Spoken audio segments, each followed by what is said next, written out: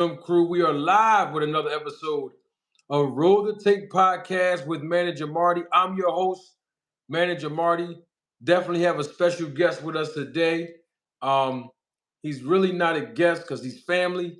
This is like one of those situations where, when you're so close to somebody, you give them the keys to your house, you can go on vacation, and it don't make a difference if they use the key or not. You still trust them.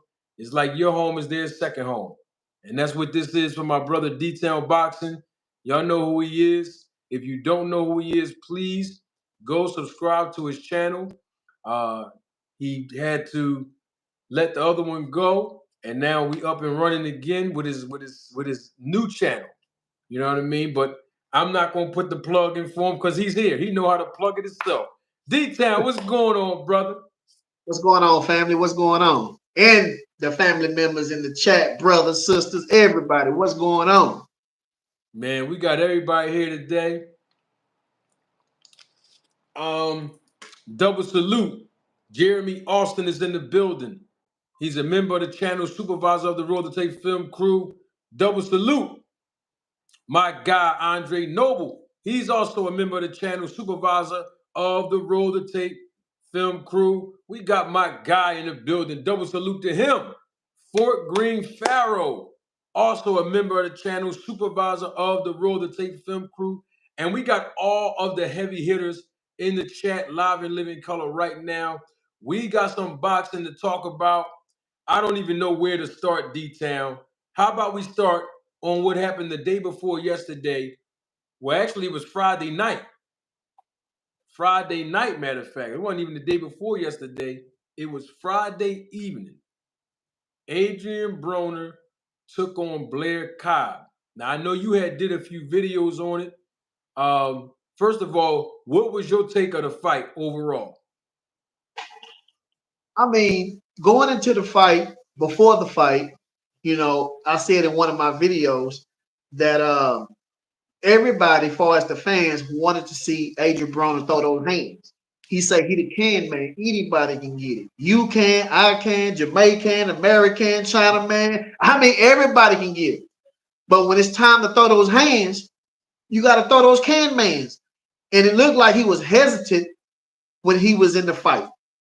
And I understand the first 2 or 3 rounds, he trying to feel it out. They trying to feel it out. But, I mean, he was not active. I mean, I don't know if something that Blair Cobbs did kind of had him hesitant. Maybe it was a speed. Maybe it's the head movement. I don't know. But, I believe even without the knockdown, Blair Cobbs would have won. Now, I did see AB apply pressure, but he had to apply these two also with pressure. You don't get points for following somebody around the ring. You don't get points because you AB the can man. You get points by landing these things. And Blair Cobbs outworked him, and he hit him on the button, knocked him down. AB got up. And I didn't know that he was injured. According to, I believe it was Coach Kyle, he said that when AB fell down, awkward, he had injured his arm, but he told AB, look, forget the pain. Get out there and get it. And AB went out there and tried his best, but he came up short. Yeah, one of the things I recognized, and I have to bring this up because this is as equally as important than what you're talking about as well. It's equally as important what you're talking about. It's the same importance. That was a good point that you brought out about him not letting his hands go. Adrien Broner has had a history. I'm just talking about his behavior pattern. He has had a history of making you believe that he gonna go in that ring and do something different. I mean, if that's not a salesman, I don't know what is. I mean, he talked that big talk every time. And when you hear him, you're like, damn, man, AB back, man. He gonna let his hands go. He's gonna do damage, man. You buy the ticket to go there, or you buy it on the stream, only to find out you've been duped, hoodwinked, bamboozled, run amok, and led astray again. And that's why I respect Adrien Broner. He make you believe that Santa Claus is real. You got to respect the entertainer like that. but you know, I'm making light of this situation, you know, because he did get some hands put on him, you know, Friday night. And I noticed something. Every time in boxing, when you hear people who either are associated with boxers or the boxers themselves invite the street element in boxing, it always ends in a bad situation for them. I'll give you an example. We saw this time and time again. Let's start with Deontay Wilder. You remember that time after Deontay Wilder lost to Tyson Fury the second time. So he fought him the first time, it was a draw. The second time he fought him, he lost. TKO fashion, Mark Breland threw in the towel. Referee was going to stop the fight anyway, but he lost. Leading up to the third fight, the trilogy, Deontay Wilder said, I'm going to get it back in blood.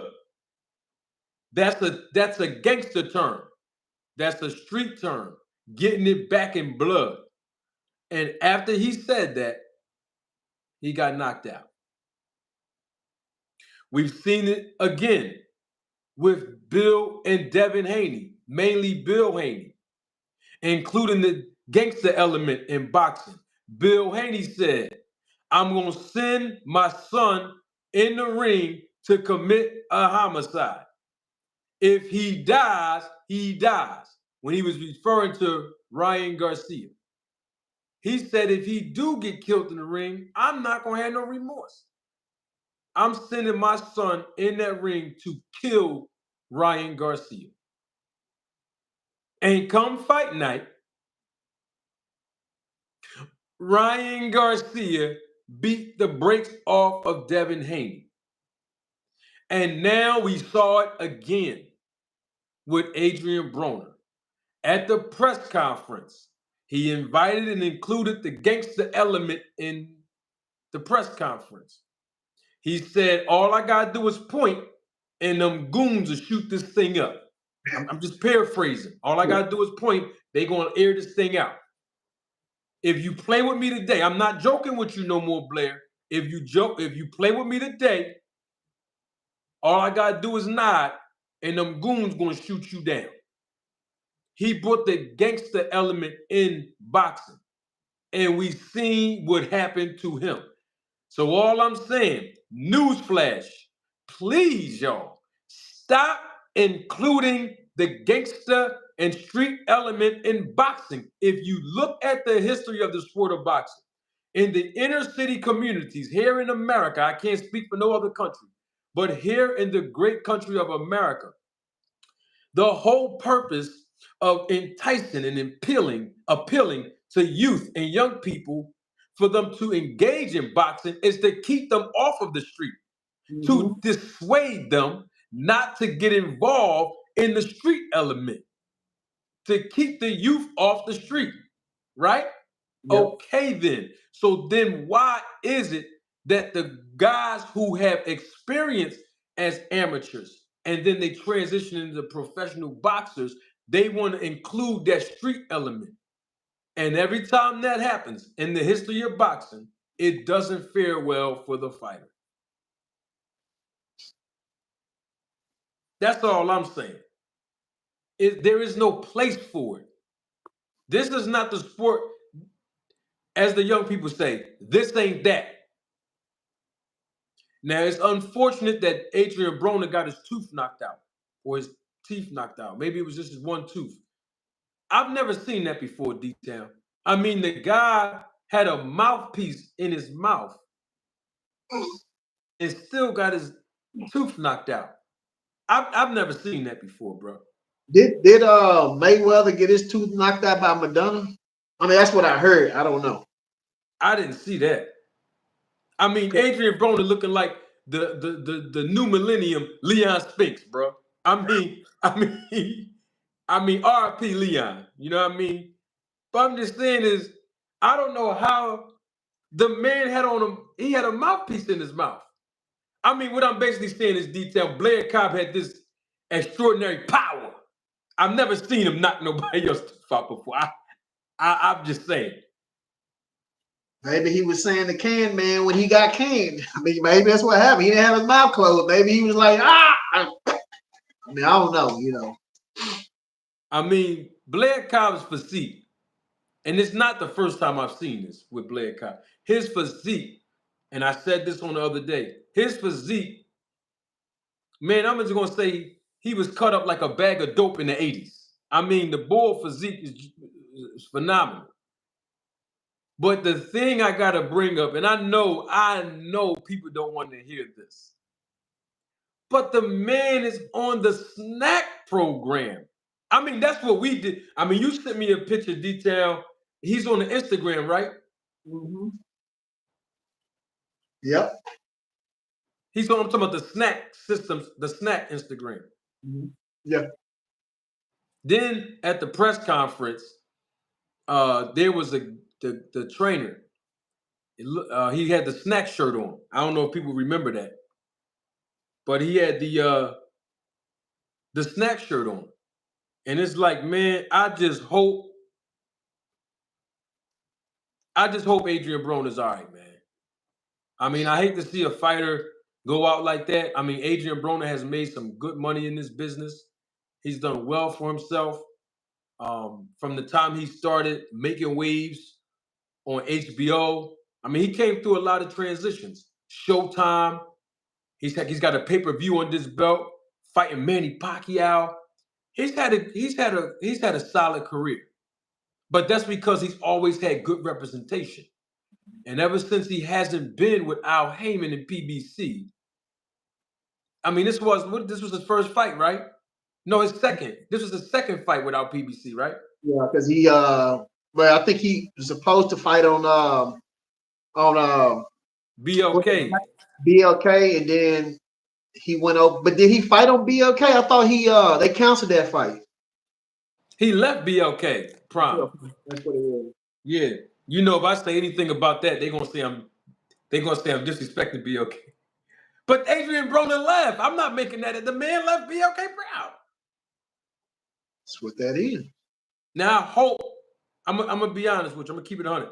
I hope Adrien Broner don't come back to fight again, because I don't want to. I don't like seeing fighters being desperate for money, where they gotta make so many sacrifices, jeopardize their long-term health for a payday, when the writing is on the wall. I don't like that, because then they beyond their prime, they're beyond their restrictions, they're beyond their limitations, and I don't like seeing fighters go out like that. You know, I don't know. What's your take on it, D? I mean, you're right. You know, these fighters could be, killed in the ring. They could have, mental health, what I'm saying, sufficiencies. They could have all kind of things, things that could happen later on down in their life. Like you see some of these older fighters have the shakes and stuff like that, and their memory is gone. And I seen a study that they did for NFL players. When they get hit in the head too many times, they talking about something that was on their brain. I mean, it's all kind of things, and bad enough they have to leave their family. Bad enough they have to put a lot of wear and tear on their body.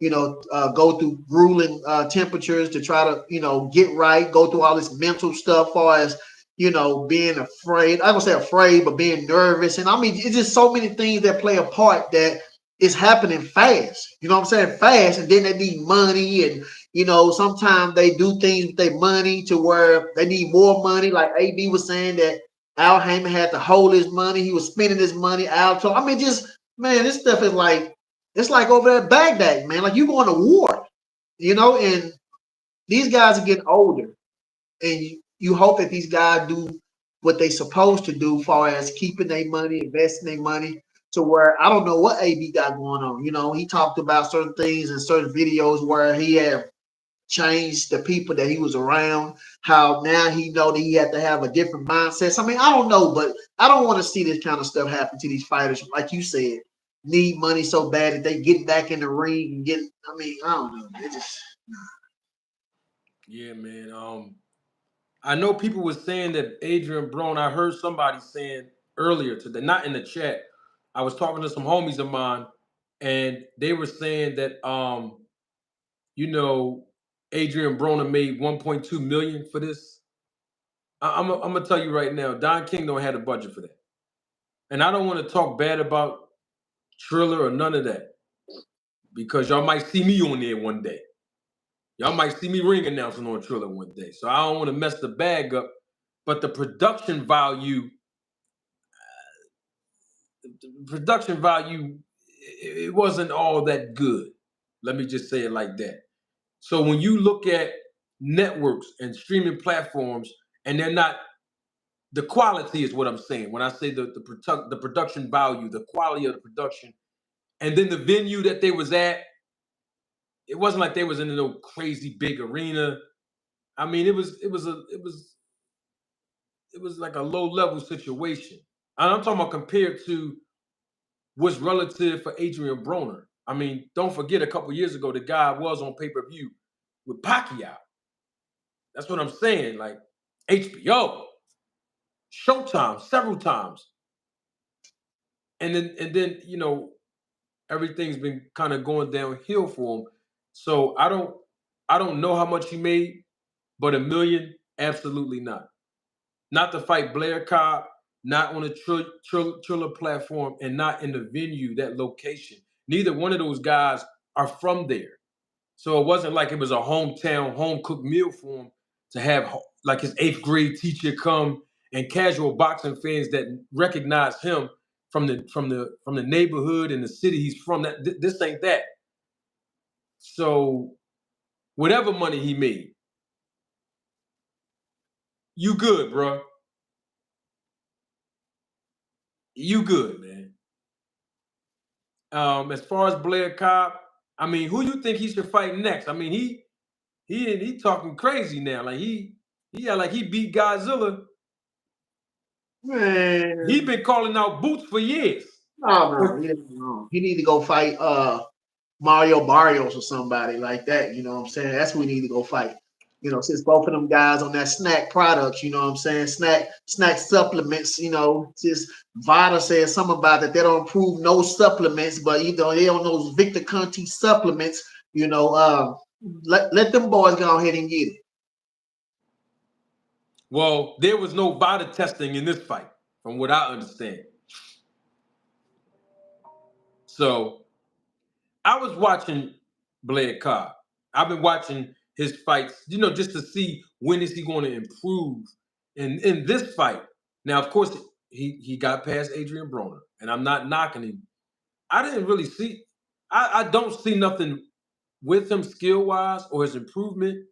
But when I looked at him, this fight right here, he didn't look good to me. His fundamentals, like the way he was throwing the cross and then the jab, he need to improve a lot. I was watching his technique. I was watching his footwork. I was just watching a lot of different things. What would you think of his performance overall, D? It's like they got that dude from over there with what's that guy? Kimbo Slice. He got him from the backyard boogie like Kimbo Slice and put him in the ring and let that dude go hard. You know what I'm saying? I mean, I yesterday I had did a video just showing the I guess the sparring tape of Blair Cobbs and Devin Haney back in 2016. And he really looked the same way. You know, all I seen in that fight that he was more cautious, you know, and whatever AB gave him, he took it. That's all I seen. I didn't see any, you know, some experience like, you know, Boo Ennis will watch that. He will watch him. I'm just telling you that right now. I think Mario Barrios will watch him. You know what I'm saying? So I don't know. I mean, I know these fighters in their head, they believe they can fight King Kong, but he ain't ready for that. He need to just go fight Mario Barrios and see where you go from there. See who took the most SNAC supplements and see who get that. but I think Mario Barrios will beat him. That's what I think. Oh yeah, I mean, he just looked like not regular, but I don't know. I don't even think he can beat Barrios. No. He look. The reason why Blur Cobbs looked the way he looked is because Adrien Broner looked the way he looked. If Adrien Broner would have went in there and put the can man on that dude, Blur Cobbs would have got what he got with that other fight where he got knocked out. Alexis Roaches. Yes, but AB was cautious, didn't throw those hands like he was supposed to. He was doing more of running around the ring and chasing him, and looking for something. But Blur Cobbs was giving more angles and feints than AB was doing. So by AB looking as bad as he did, I ain't gonna say bad, but he didn't look like the AB from before he fought Madonna.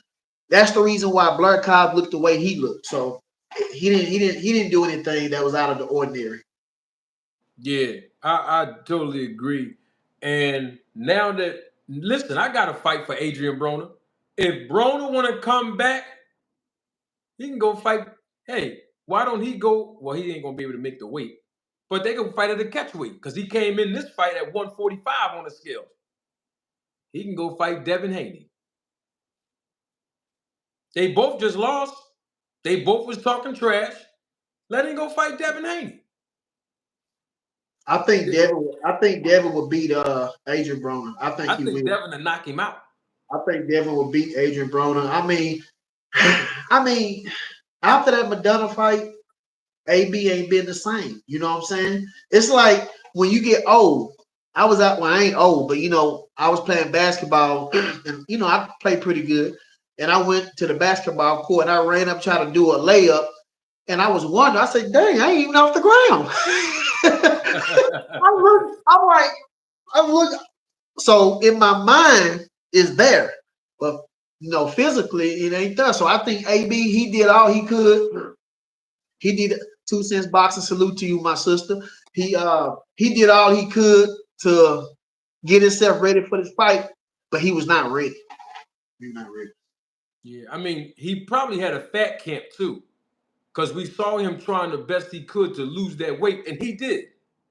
So that probably could have been one of those determining factors, that reduced his productivity in this fight and his activity.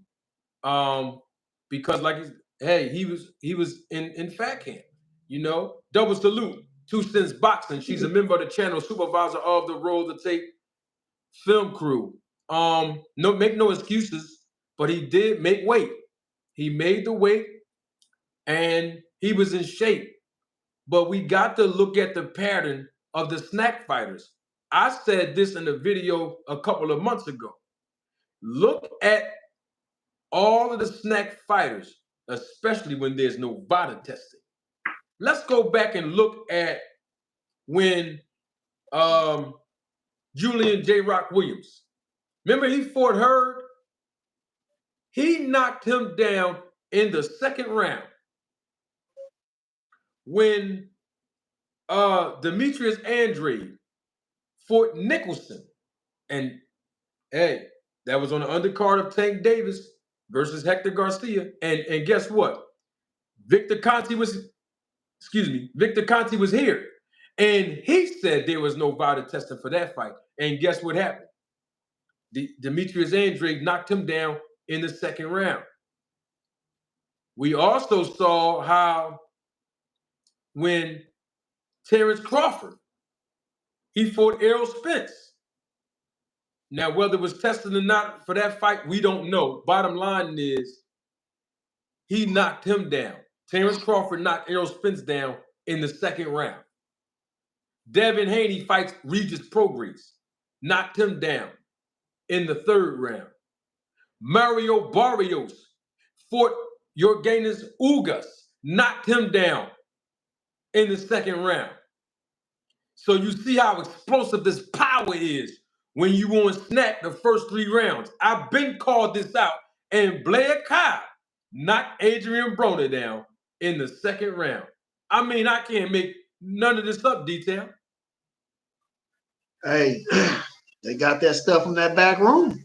The one back there with that caution tape, the one in the very back that say beware, the one you see that smoke coming off from up under the door. You better leave that. You better leave that alone back there. Don't get caught back there. That's what they got. Yeah. Double salute, my guy, Ironheart, member of the channel, supervisor of the Road to Take film crew. I mean, the thing about it is this, D-Town. We know that the SNAC program works. And I've been saying it time and time again. You've been saying it time and time again. Now, speaking of SNAC, let's transition. Okay, there's recent videos and a recent one in particular where now all of a sudden, you know, people want to know why, and I'm sure that if they wasn't talking about you, Donnie, they wasn't talking about D-Town, I know for sure that I had something to do with that video because the word content creators the name content creators with an S on the end was used, and I'm sure I'm one of the ones that was spoke about. And I'm not going to dwell on this too long. It's no issue. Everything is cool. But in the video I was sent last night, Boots is supposed to still be on the SNAC program. That what we hearing. That he's getting tested through VADA, that he's still on the SNAC program. He's always been on the SNAC program. And I'm being biased, you being biased, other content creators are being biased, not speaking on Boots being with SNAC and being on the SNAC program, but keep speaking on Terrence Crawford being on the SNAC program and Devin Haney being on the SNAC program. I digress. What's your take on all that, D? We did talk about it. I don't understand what they saying. You know, they jump in and jump out. You know how it is. They'll take a little information, run off with it without knowing what's going on. We did talk about it. Boot Ennis was sponsored by Victor Conte. We did. And the crazy thing, they don't have any real information to say what they saying is right. I looked on the snack.com for the athletes. I seen Carisha Shields on there. It's updated. I seen Terrence Crawford 40-0. It's updated. I didn't see no Boot Ennis. I didn't see that. And remember me and you, Manager Marty. Victor Conte was tweeting at us. Not tweeting, but in the comments talking about me and you, D-Town Boxing, and Manager Marty. Yep. When I said that I don't believe that Boot Ennis took the supplements of Victor Conte from the snacks. I didn't believe he took it. And you that I got shipping receipts and also Donnie, that's your phone? Oh, shoot. Is that your phone? So. It was. I thought that was Victor Conte calling you right now. He probably is from an unknown number. I'm sorry, brother. I had to joke it up. What was you saying, brother? When Victor Conte said that he had shipping receipts and testing results, and that's why I told him, you know, and even Manager Marty, he tests the athletes before he give them whatever he give them because he needs to know what's in. It's not him testing, but the people who work with him test the athletes to find out what they need and what they don't need. So we understood that Boot Ennis was tested by the Victor Conte people, and then we understood that he was sponsored by Victor Conte. So that's why he wore the attire, the shirts, the stuff like that. Now the picture I seen in the video was a picture from back in 2002 around February. The picture that I seen surfacing around. So there's no updated pictures showing Boot Ennis wearing the SNAC, shirt or hat. There's no updated video showing that Boots said that he's dealing with Victor Conte or dealing with the SNAC program. There's no Victor Conte saying that he have boot in it. Even the website don't show it. So it's no proof that it's even true, but people are running around with some gender because they boy lost. You know what I'm saying? Or whatever the case might be. But we did talk about Boots. We said that he was sponsored. We said that. And guess what, man? Guess what, Manager Marty? We know. You know what I'm saying? But we're going to leave it like that, though. We're going to leave it like that. You better believe it. And the thing is, you know, even like you said, when Victor was up here, he was asked about Boots. Even in the super chat, when he was up here live in living color. And he even said all they did was, you know, extract his blood like they do everybody else. And they just sent him supplements. And basically sent Boots a check. Basically is like endorsed it. But he wasn't on the program. He wasn't in the SNAC gym. He wasn't preparing for a fight for weeks with Victor Conte in his presence and Remy Karchimney and the rest of those guys that helped out there in California. None of that. He was being endorsed. He was sending the check and the supplements. But nobody has proof whether Boots was using the supplements or not. But what I'm saying is, people are only saying, y'all don't talk about Boots. Well, we did talk about Boots. Like you said, D10, we talked about that already. And he's not on the SNAC program. In fact, before we even got real confirmation, you and I had you pull up the website. This was back in what, September? Yes. Of 2023. I said, Donnie, we're going to do something. Since everybody keeps saying, you don't do that to Boots. You're talking about Crawford on SNAC and this guy and that guy, but you won't talk about Boots because he's from Philly. Okay, no problem. Let's look at the website and see if he's on there under sponsored boxers, sponsored athletes. And guess what? He was not on the website. That's because he wasn't on the program.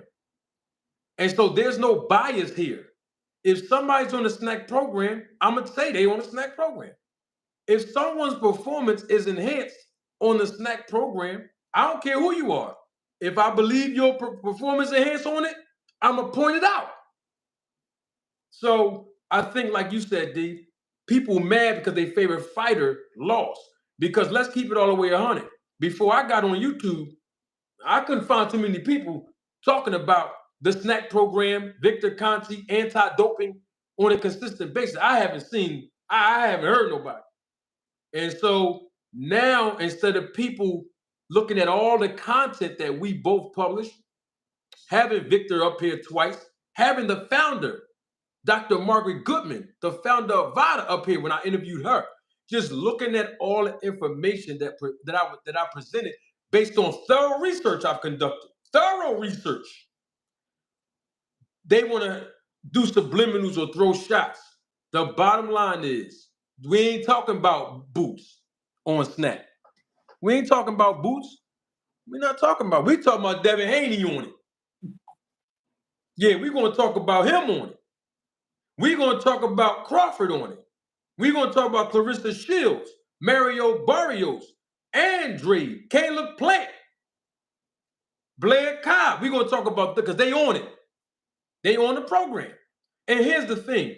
If you think that Victor Conte changed his life, I'm not mad at you. There's nothing wrong with that. We're not saying that he didn't change his life, Donnie.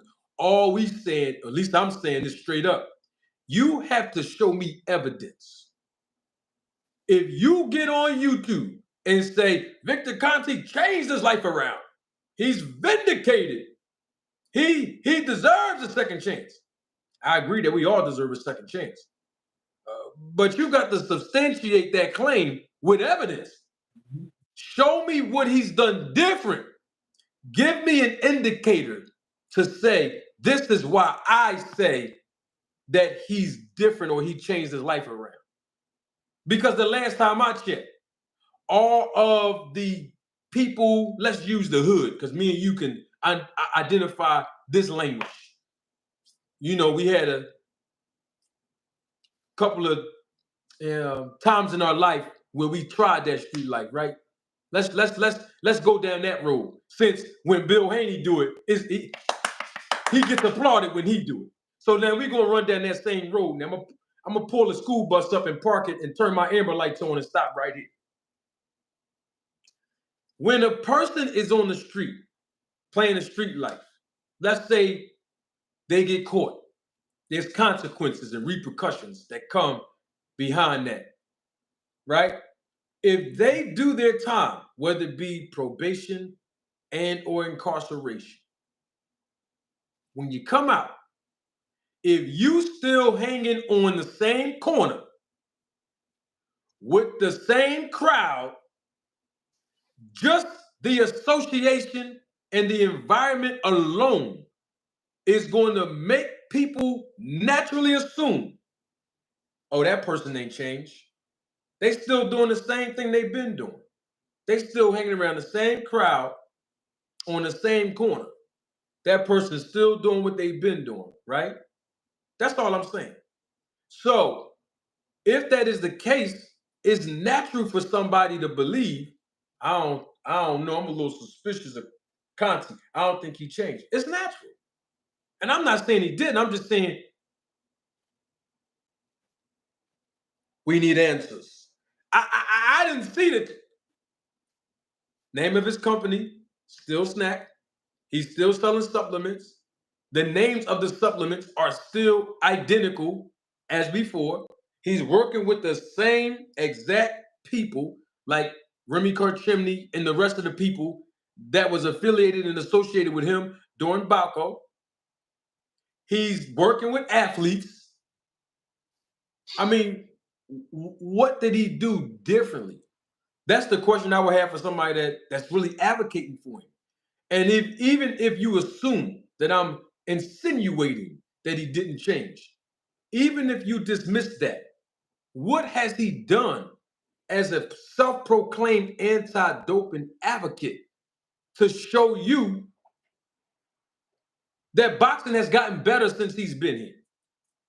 And the reason why I can say that with all fairness is because he said, his words, not mine, that he's been an anti-doping advocate since 2005. But we know since 2005 that fighters, all of them that he worked with, every last fighter that he worked with since 2005 as a self-proclaimed anti-doping advocate have had their performance enhanced. I'm not talking about when he's sending you supplements and then you decide to take them or you don't. No. I'm talking about you on the program. You in his gym training. He's a part of your training camp. That's what I'm talking about, right? So, what's different? How about the testing protocol? He said he's worked with FIDA as a consultant, WADA as a consultant, USADA as a consultant, but he told us that the testing is inept. So what changes did he make in the near 20 years? I'm just asking a question. I'm not downing him. I just want to know what did he advocate for? What changes were implemented? What improvements happened in the sport of boxing since he's been an advocate? You know what's crazy about that, Donnie? It sounds like me and you've been more of an advocate than him. Exactly. You know, I'm not downing the guy, even though he done insulted me time and time again. He had insulted you, detailed time and time again. I'm not, down. I'm just asking, what has he done? Because when a fighter lose, you know what boxing fans will say? Man, I'm done with that fighter. What has this fighter done for me lately? But when Victor Conte been here for over 19, almost 20 years, don't nobody ask him what he done lately. People pick and choose when they want the rules to apply. If Ryan Garcia would have fought me in the ring, and we would have found out that he tested positive for low traces of Ostarine, man, most of y'all that's watching me wouldn't even care. If he would have fought a guy like D'Alessandro's or something, man, y'all wouldn't care. What's his name? D'Alessandro's? Him, whatever. Some random name. Y'all, some people wouldn't care. If Devin would have beat Ryan Garcia, they wouldn't have cared. Wouldn't have cared. Know what they would have said? We caught you cheating and you lost anyway. Yeah. So you did all that for nothing. You was cheating and you lost. That's what they would have said. Thank you, Kamal Oz. Edwin De Los Santos. If he would have beat him, probably would be, they'd be like, oh, all right. I'll give you an example why I say that. When Frank Martin beat what's his name? Michelle Rivera. Man, we heard about that for like 24 hours. Ain't nobody talk about that no more. How many times Dylan White done tested positive for a banned substance? We heard that for 24 hours. Man, 2 weeks later, he was in the ring fight. That's right. What about that guy that fought Smith? What's this guy? Benavides. A couple months ago. Adverse findings for traces of testosterone. We heard that for like 48 hours. Man, that Saturday, he was back in the ring rumbling. Big Baby Miller, too. Big Baby Miller. Now, he's getting more press because he's talking about Deontay Wilder's fiance. You know what I mean? How he had her sexually. That's why people listen to him now. But before that, he done tested multiple times for a banned substance. 48 hours. Man, we ain't hear about that no more. Not a ban. Yeah. See? And like Two Cents Boxing just said in the chat, which I pointed out months and months ago, Victor Conte already been caught cheating in boxing. Exactly. With Sugar Shane Mosley in 2003. 2003. So it's not like he just came out of nowhere, entered into boxing, and became just this advocate. No, he's cheated here before. Yeah. He violated here before. After the fact. What occupation you know where you can violate the procedures and policies of the job, get fired, leave, get reprimanded, come back to the same job and hold an even better position? Where they do that at? Hire me. I'm just asking the question. And he said it, right? He said red light district. And it's reasons, even like Two Cents Boxing and others, it's reasons why he's not dealing with the other sports.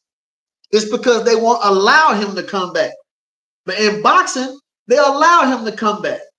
And guess what? I remember at one time when we was talking about Terrence Crawford dealing with Victor Conte, and Terrence Crawford fans was, no, he ain't. No, y'all crazy.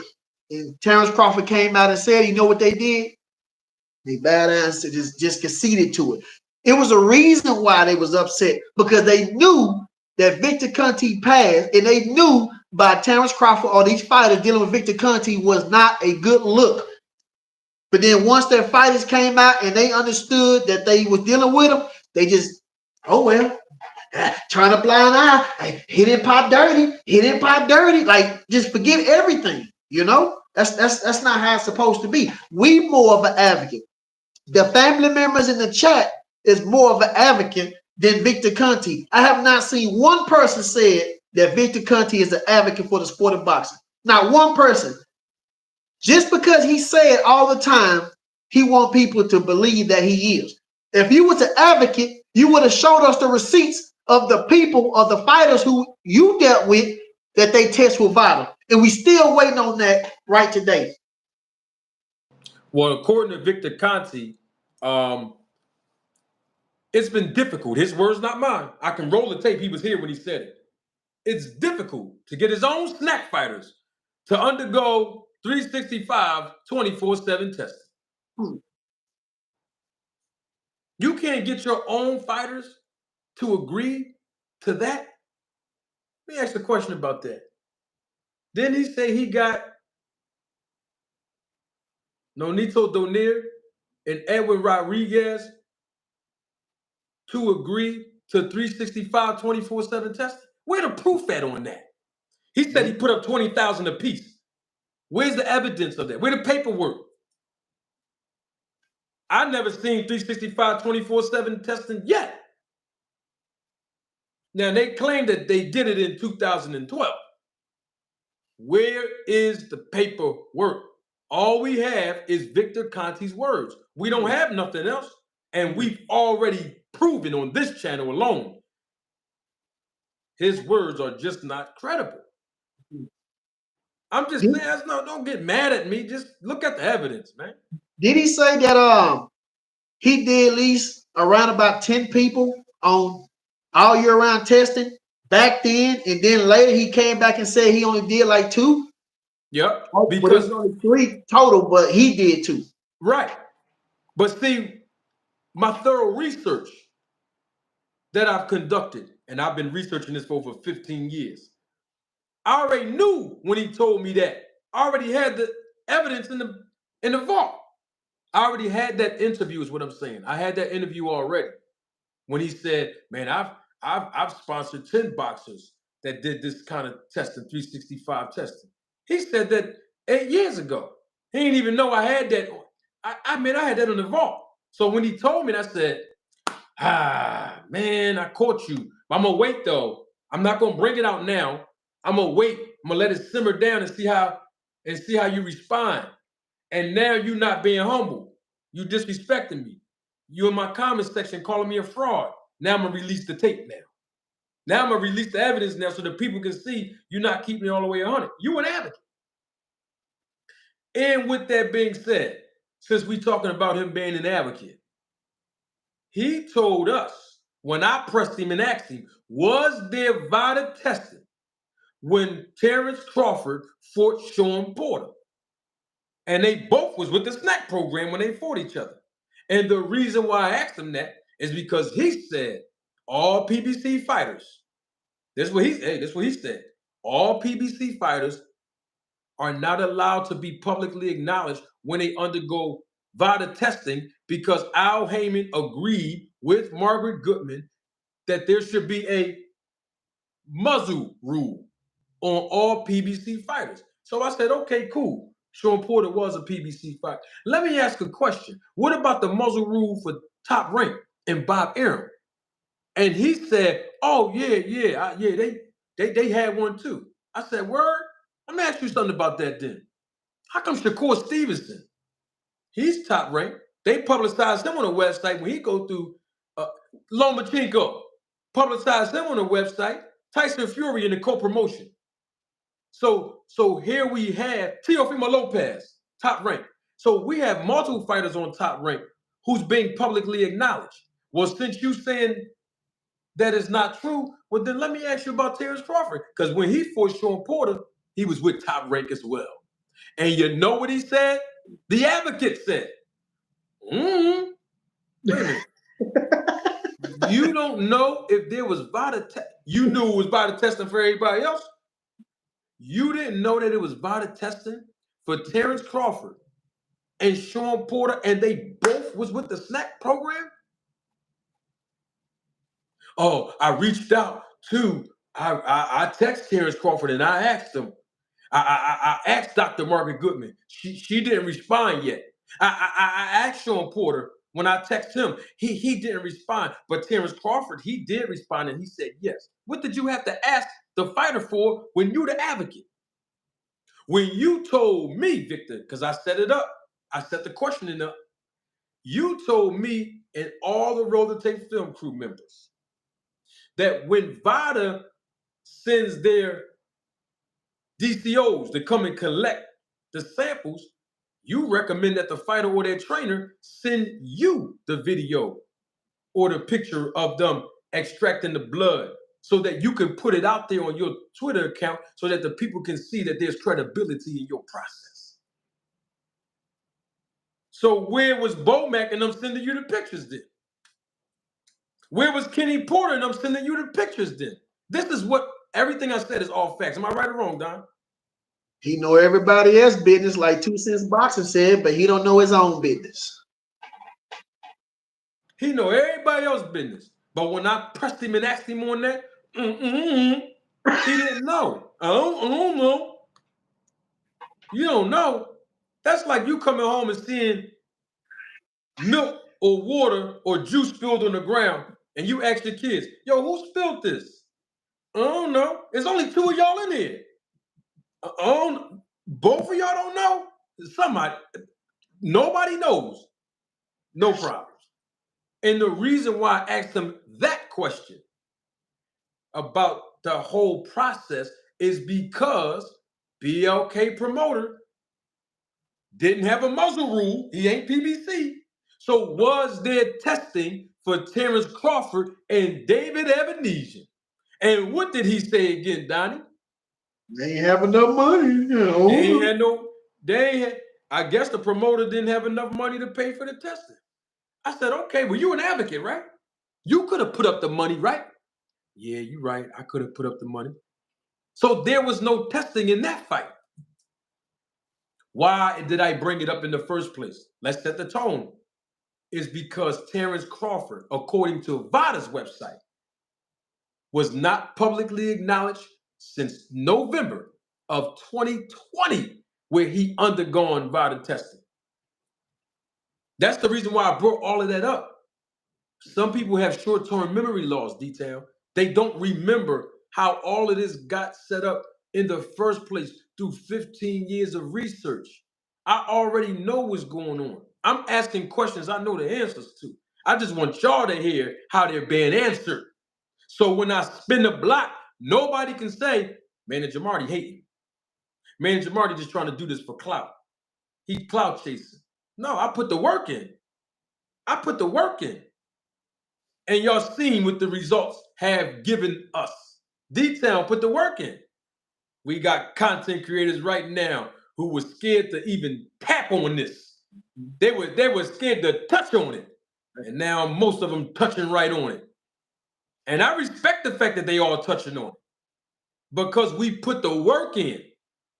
I'm glad about it. We put the work in and people all around the world are being educated. The real anti-doping advocates are on your screen right now, ladies and gentlemen. Me, D-Town, and there's other few good men. That's all I know. Double salute, Boxing Hacker. Thank you for your contribution and your support to the channel. Boxing Hacker says through the super chat, I think we are conflating terms here. Being an advocate doesn't mean you have to make things better. You just have to publicly support it, which is what Conte does constantly. So he is an advocate. Okay. What's your take on that comment, Detail? Well, I mean, my understanding of what Victor Conte was trying to say, as far as him being an advocate, is he was trying to clean up the sport of boxing. That was what my understanding was, because he said that him and 2 or 3 other people were trying to clean up the sport of boxing, and then that's where you said, and let me know if I'm saying it true or maybe out of context or whatever. But then he said, you say, well, ain't we a part of the we? He said, yeah, you're a part of the we. You're a part of the we. Everybody is a part of the we. So he was talking about him. I think he was talking about the president of VADA, and I think he was talking about the president of USADA or WADA or whatever the case is. And you know the people, and he was acting like that they was trying to clean up the sport of boxing, and then that's where you came in and said, we all part of we. Yeah, y'all part of the we. But, you know, work come behind that. And according to Victor Conte, he's saying that when he asked people for their receipts, like he did Teofimo Lopez and them, asked them for their testing, receipts or testing paper, then he also asked them, how many times did y'all test? You know what I'm saying? So he's showing me that he's concerned about fighters, being tested by VADA or making sure that they not using any illegal substance or whatever. But then when it comes down to us asking him about his fighters, he don't know no more. So that was my understanding of what he meant by advocate. Right. And the thing about it is, he wasn't saying, hey, I'm an advocate. I'm just speaking up on it publicly and really I'm supporting the cause. No, he was saying he was leading the pack. He's the number one guy who's advocating for clean boxing. And that's why he's telling everybody, go down there and get with VADA. I need to see your paperwork. Prove it, Teofimo Lopez. When Teofimo Lopez, when he fought, what's that guy's name? that guy's name? That young boy, man, in his last fight. Who fought? Him. Teofimo. What's this boy name? I like him too. I can't remember his name. I'm about to pull him up. Him. When he I'm about to pull the ball up right now.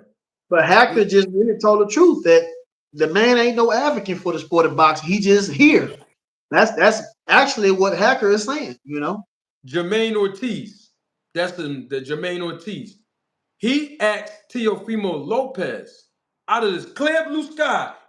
Teofimo Lopez not even a SNAC fighter. And he asked him, did y'all do VADA testing in that fight? And Teofimo said, yeah, why? Show me the proof. Show me the paperwork. And Teofimo Lopez posted the paperwork and sent it to Victor Conte. And then he gonna spin it and say, I'm glad that these two athletes. What was the point of him saying that? Because he's an advocate. So what I'm saying is, if you're going to talk like you spearheading something and you came in the sport as an advocate, you the one that called yourself, nobody else christened him and called him the advocate. It's not like he's supporting a cause. He's trying to start this cause. But we know that Floyd Mayweather's the one that first brought up Olympic-style drug testing. We know that. In boxing, I'm not talking about other sports. In boxing, nobody can fight Floyd Mayweather in the sport of boxing as a professional. I'm not talking about no exhibition there. Without undergoing the USADA's Olympic-style random blood and urine test. Why do you think Pacquiao didn't want to do it? Exactly. He prolonged the fight for 5 years because he didn't want to do it. And we know why. He was talking down on Mayweather too, like two cents boxing saying. He tried to talk down on Mayweather. I think he did. Right on this show, he talked down on him. Yeah. He tried to discredit him, but you've been in the game since 2005. So then how come you wasn't talking about Olympic-style testing since 2005? These are just questions. So whether there's a conflation or not, the bottom line is he ain't did nothing. I didn't care about whether he's supporting the cause of conflation. He ain't did nothing. He ain't put the work in. He was still cheating for years when he got here. He ain't put the work in. And after he came back, he still caught cheating with a couple of fighters. Andre Roberto, and I think you said, was it Willie Monroe, if I'm not mistaken, or it was somebody? Yeah, Andre Berto under the SNAC program. Willie Monroe, SNAC program, and the baseball player Marlon Byrd, SNAC program. But he said he tried to tell you that he didn't have anything to do with Andre Roberto, and come to find out, I pull up an article that was saying that Victor Conte was dealing with him. Yeah, Dan Raphael said he was in his training camp. See? So when people go by what Victor Conte saying, you can't, his word don't hold weight. So when people say, well, Victor Conte said it, look, go do your own research. You know, some of these content creators that's out here trying to defend, you know, the SNAC fighters, whatever the case is, a lot of them don't know what's going on. They going off of their own opinion. It's cool if they say this is my opinion, cool. But when you misleading the people in saying that certain people are still, or Boo Ennis is still with SNAC, he's still taking products, that's a lie. That's a lie. It's no proof. I haven't seen anything. Show me him on the website. Show me Boo saying it. Show me Victor Conte said it. And I seen somebody in the comment a while back was saying, but did Boo Ennis ever say that he was not dealing with SNAC? You know what I'm saying? And the picture was used from back in 2002. I haven't seen no up-to-date pictures in 2023 and 2024 where Boo Ennis have some kind of SNAC attire or shirt or whatever. I haven't seen it. You talking about the picture you sent me? Yes, yes. And that was the one. This right here? Yeah. That's the picture that was used, right? One of the pictures that was used on that video that came out last night. Yeah. Let's see the date when this was taken. This is the date right here? February 15, 2022. Oh, okay. But they said he still was on SNAC now.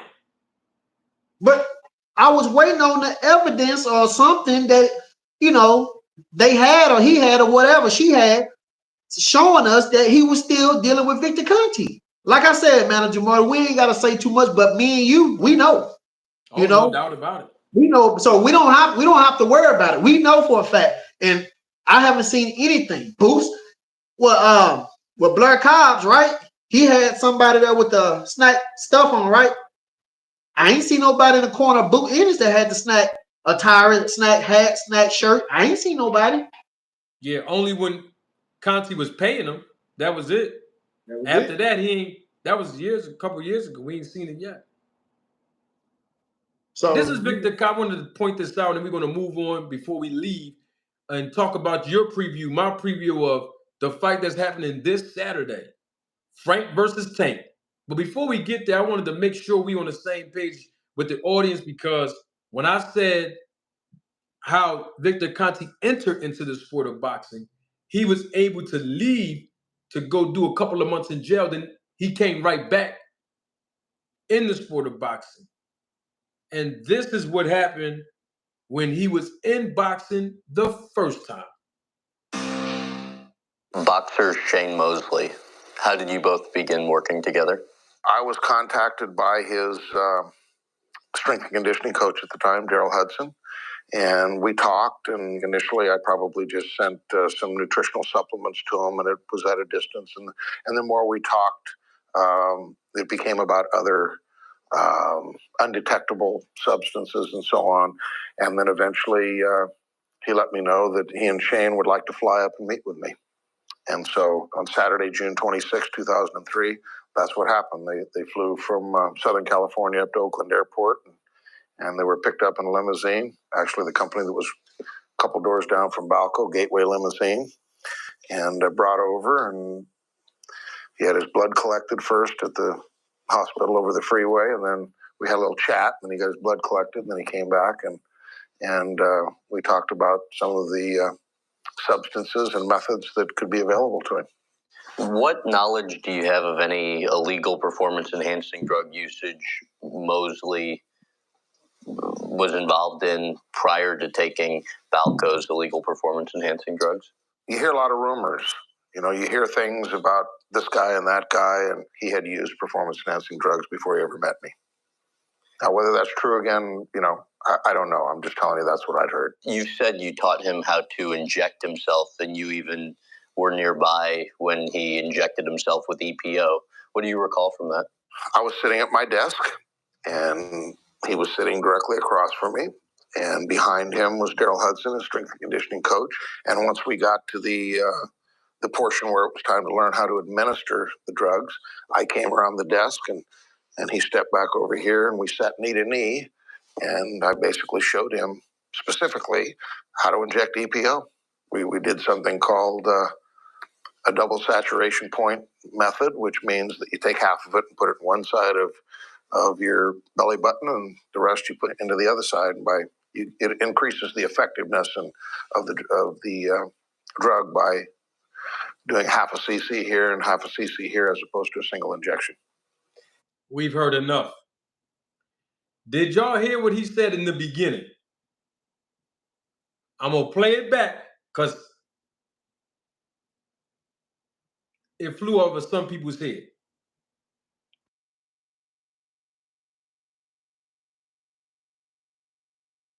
Daryl Hudson, and we talked. And initially, I probably just sent some nutritional supplements to him, and it was at a distance. And the more we talked, it became about other undetectable substances and so.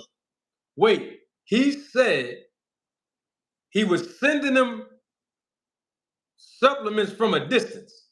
Isn't that what he's still doing now in D-Town? Exactly. Okay. Let me see about the blood part. Hold on.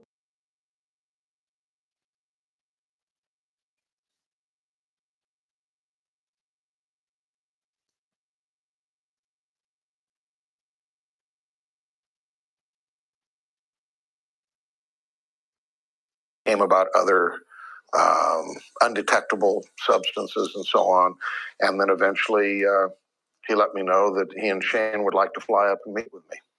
And so on Saturday, June 26, 2003, that's what happened. They flew from Southern California up to Oakland Airport, and they were picked up in a limousine. Actually, the company that was a couple doors down from Balco, Gateway Limousine, and brought over, and he had his blood collected first at the... Stop. Doesn't he still collect blood? That's right. First? Huh? That's right. Okay, so he does. So wait, 20 years ago, he was getting your blood collected, sending supplements, even long distance. Isn't he still doing those two things today? That's right. So how do you know the ones that are, he changed, how you know? If he's doing the same procedures that he's done before, how do you know that he actually changed? His methods sound like they're still the same to me. What's your take on that, Detail? Ain't he still hanging around at least one of the same person that he was hanging around with when he was doing those illegal things? Yeah, Remy Korchemny. Yeah, he's still with him. Look, God changed me. I don't hang around the same people. You know, that's just what that is. Yeah, God changed me too. I don't hang around the same people or the same block or nothing else associated with it. My Lord. It ain't much difference that I see. So he basically can do all of this in 2003 that we know of now. That's all we know of publicly in boxing. We don't know other fighters that he may have worked with doing that. We don't know. But he can come back in this sport and just say, hi, y'all, I've changed. I'm going to do everything the same that I've been doing with regards to collecting your blood, sending you supplements, and then as we progress in our relationship, I'm going to take you in that back office. Because that's what he said he did. He said he did that with Sugar Shane. He was sending them supplements from a distance. Then they start talking more and more. Guess the supplements didn't work well enough. But for some odd reason, after the supplements was taken, they had to come and fly all the way up there to go meet in that back room. So how do we know? That's all I'm not accusing this man of. I'm just asking just a question. That's all. How do we know? And if you don't know, then say that. Don't get on camera and everybody in the chat and the comment section acting like y'all really believe the hype. Because the thing is, and I'm not saying the man didn't change, but the thing is, when we heard Bill Haney, y'all remember when we heard him, he told us why he brought Victor on the team. But when I asked Victor, and I'll play the tape if you don't believe, I asked Victor, yo man, why they all of these fighters are good already? Why they keep coming to you? Why they need your program if they're already good? And you know what he said? Donnie, you was here. He said, have you ever heard of money? It's for money. I'm sponsoring them. I'm paying them money. I'm paying for the hotel stay. I'm paying for this. So we've heard two different reasons. Bill Haney didn't say he went over to the SNAC program because they needed money and they wanted a sponsorship deal. That's not what Bill Haney said. When y'all try to tell me, thank you, Donnie, for alluding to that earlier. When y'all try to tell me, some of y'all, most of y'all were Terrence Crawford fans. Man, he ain't on it. He ain't on the program, man. Jamal, you hating. It's an endorsement deal, just like Boots. He got the logo on his trunks. Man, he ain't doing that. He ain't with Victor Conte in the SNAC program. Man, he just endorsed. He's getting the check. Then Victor Conte came in. He done dispelled that whole myth and told you when he received a phone call about the money and endorsement, he turned it down and said, 50,000. No. That's what he said. I'm just telling you what he said. 50,000. No. Then he said Terrence Crawford called him directly. Look, don't even worry about that other call you just got. I probably don't even know who that was. That lying talking about they represent me. That ain't what I'm calling you for. I ain't calling you for no endorsement. I want to work with you. I've done research on you. I know about you. I know your history. Did Victor tell me that? Yes or no? No, he did. He did. He said Terrence Crawford told him that. No, I want to work with you. I want to be on the program. All right, hold on. Let me call you right back. Yeah, Demetrius Andre. What y'all really doing over there, man? What, for real? I'm going to call you right back. Yeah, Victor, I want in. I want in. That's what he said. I'm just telling you, this is all the stuff he said, bro. He said, I ain't giving no $50,000 for no sponsor to Terrence Crawford. He says way too much. So it can't be about the money because he didn't want to give no money. So why did Terrence Crawford say, forget all that, man? I did research on you. And the research is from the past. Now, you ain't supposed to be dealing with this person because of the past and the research. You're supposed to be trying to get away from this dude, not go to him.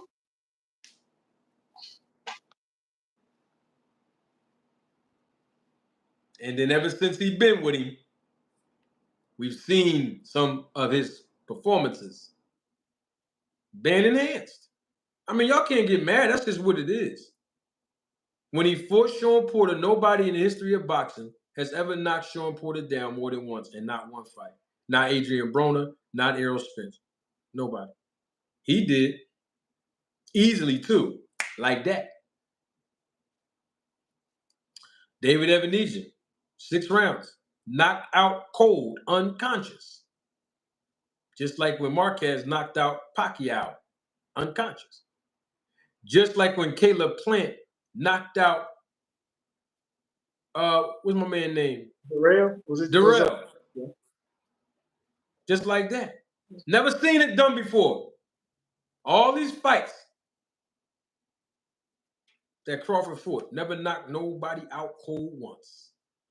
But in this fight, when Victor Conte said there was no testing, you seen what happened. I'm not accusing. These are the facts at hand. Yeah. And then, of course, we saw what happened to Errol Spence. And we're about to see what's going to happen on August 3rd. Now, I know Eddie Hearn, I know he said that Terrence Crawford's going to get knocked out. Even Eddie Hearn don't believe that. But that's the guy he's promoting, the other guy, Madrimov, so I respect him as a promoter saying that. Okay? But we know what's going to happen to Madrimov with only 10 or 11 professional fights against Crawford. We know what's going to happen. At least that's what I think is going to happen. I'm going to watch that fight with this pillow that I'm sitting back on. And as soon as Terrence Crawford knock him out, I'm going to try to go to the TV screen and say, Madrimov, you're going to need you one of these. Madrimov, you better wake up. You're going to need you one of these, player. Oh, Lord. Before we let the people go detail Frank versus Tank, I mean, I know you done produced and published a couple of videos on this fight. I mean, I don't know if Frank gonna need one of these. I'm not sure if he, but I don't know. He might, I don't know. But Frank Martin sparred Tank before. They kind of know each other. They both talking real heavy to each other. They both been out of the ring for a substantial amount of time. I want to touch on a small preview of it later on in the week. I'm going to do the whole panel. People can come up, give you a preview, prediction, breakdown. But right now, before we let the people go, what's your preview? You don't have to give the who going to win yet. What's your preview of this fight between Frank Martin and Gervonta Tank Davis? I like both fighters, and if I have to pick one, I'm gonna pick Tank. Now I won't be surprised if Frank Martin beat Tank. I'm just saying I won't be surprised. I'm not saying it's gonna happen, but what I've seen from some videos and what people were saying that Frank Martin, he's more active than Tank. He has a little bit more speed than Tank. I don't believe he has the power of Tank, but I mean anybody can get hit with something they don't see and it can do something. And I noticed that Tank waits till the later rounds They try to lullaby you to sleep and then really put you to sleep. So if Frank Martin, can listen to the trainer, don't get sleep by Tank, memorize like a cobra or whatever, and just go in there and do your thing, keep your guard up and keep it tight and don't do no unnecessary stuff. I mean, I can, he might can pull it out, but I'm going with Tank. I think that if Frank Martin don't do the things he's supposed to, I think Tank just go, wait until like an alligator, a crocodile, let him swim in that water, just go get him and take him on down. Yeah, that's the way that that's what I believe. But like I said, I won't be surprised if Frank win by points. I won't be surprised, just like I was surprised about Blair Cobbs maybe beat Adrien Broner.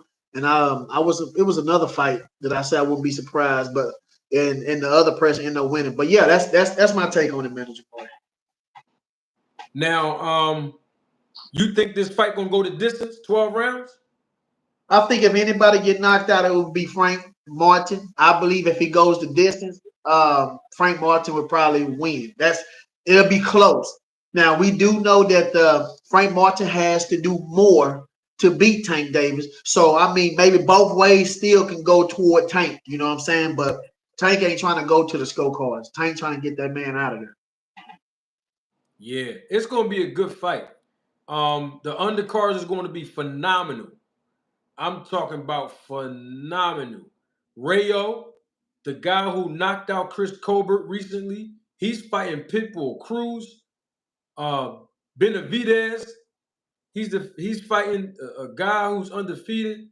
Yo, this whole card is going to be a barn burner. Every fight from the opening bell to the main event, I believe is going to have us on the edge of our seats. Every fight. I believe every fight is going to have some sort of unpredictability attached to it, where it's like, dang, I didn't even expect that. Even if the person that we expect to win, it's just going to be, it's a good card. We haven't seen a stacked card like this in a long time. This is a really, really, really good card, and I'm really excited about it. I'm not going to give a breakdown or prediction. I'll be dancing around previews, but tune in live and live in color. We're going to try to jump back out here on Wednesday, get a panel flowing to see if we can get some early breakdowns and predictions. What we got? Pitbull Cruz is fighting on Terrence Crawford undercard. Oh, I messed up. I thought Pitbull Cruz was fighting on this card. No, he's on Terrence Crawford's. Oh, my bad. Hey, still, who's that? Thank you, Dre. Appreciate that. Thank you for the correction, man. Cruz fighting on August 3rd. All summer long, basically. We're going to have some good boxing. But yes, y'all are correct. Pitbull Cruz is not fighting on this Saturday. But it's still a stacked card. That's still a stacked card on Saturday. Even with Benavidez on it. That's a stacked card. Matias is fighting on that same night, too.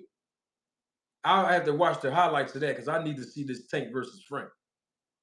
But this is going to be a good card Saturday, and it's going to, I mean, look what happened on the card before with Big Bang Zhang, Wilder, Ray Ford. That was a nice card too. And it's just flowing us right into the summer of some good boxing, man. So we'll definitely have to see. Come on back out here live and live in color this Wednesday. We're going live. Please go subscribe to my brother D-Town Boxing's new channel. If you were already a subscriber before, go back and resubscribe. Make sure when you subscribe, you click on the bell icon so that you can receive notifications. If you haven't done so on this channel, please click on the subscribe button. If you already have subscribed, there's a bell icon. When you click on that subscribe button, that bell icon lets you personalize or get all the notifications so that when you subscribe, you won't miss out on the content that we're publishing day in and day out for some of us content creators, just a couple times a week for others of us who are content creators. Go and support D-Town Boxing. I'm endorsing him. He's been a family member here, not just to the channel, but to me personally. And you know, as he always say, that's just what that is. And so I'm gonna fall back. I'm gonna let my brother close us out as always. And I double salute everybody that engaged in the chat, everybody that watched the replay of this live. I appreciate y'all. Come back Wednesday, live and live in color, same time. Don't take my word for it. We got. I think Gary Russell, Gary Antoine Russell and Alberto is on the undercard. I think that's what. Oh, that's right. That's Saturday. Yeah. Gary Antoine Russell. That's Saturday. That's the other fight. Yeah. Don't take my word. Oh, I got to leave you with this. The SNAC program works. And don't take my word for it. Roll the tape. D-Town is on you. Close us out, baby. Salute to all the family members and friends. You know, I appreciate every last one of you. If you could just take your time to go over and subscribe. I'll tell y'all because y'all family, but what happened was that YouTube took my channel behind certain things or whatever the case might be. So, you know, just go back and subscribe, and we can go ahead and make it happen again. You know, I had like on 5,000, I think close to 5,800 something subscribers. You know, and it's kind of hard when it knocks you down. But I know family, we always stick together. I'm sure y'all gonna go over there and show love to me and stuff, and we go commune together and talk back and forth or whatever like we did before. So, you know, salute to y'all. Salute to my brother, Manager Marty.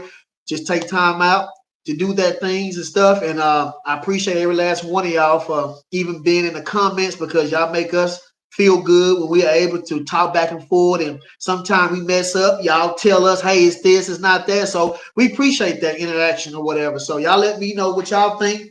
It's D-Town Boxing signing out.